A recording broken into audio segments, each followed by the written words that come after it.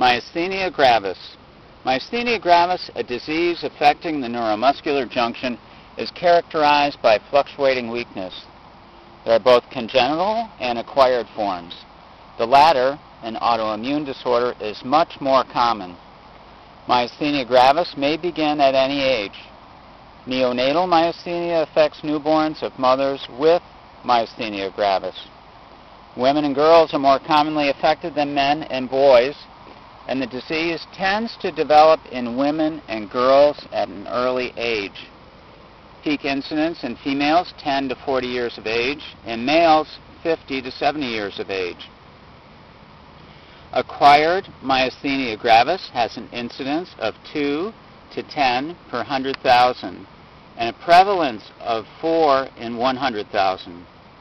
Circulating anti-acetylcholine receptor antibodies are responsible. Acquired myasthenia gravis is classified as either ocular or generalized. Ocular myasthenia is characterized by ptosis, extraocular muscle weakness. Generalized myasthenia can affect ocular, bulbar, and limb muscles. Generalized myasthenia develops in the majority of patients with ocular myasthenia. Diagnosis is made on clinical grounds and confirmed by the following tests. Edrophonium tensilon is an ultra-short-acting cholinesterase inhibitor.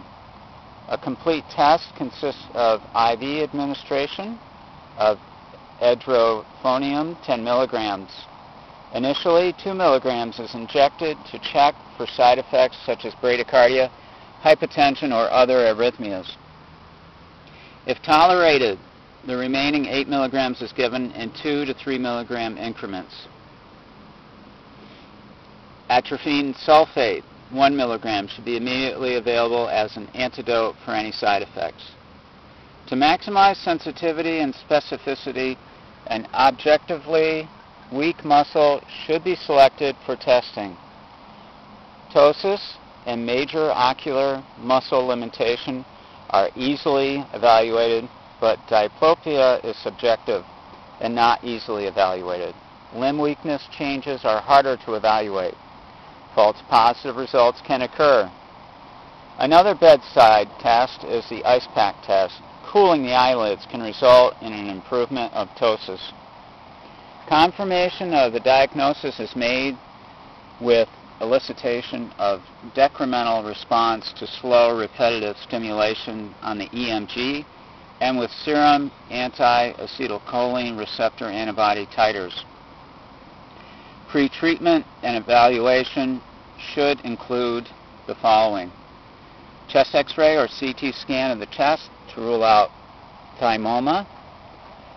2, complete blood cell count, erythrocyte sedimentation rate, anti-nuclear antibodies, and anti-DNA values. Evaluations of thyroid function, anti-striatal muscle antibody titers, and PPD.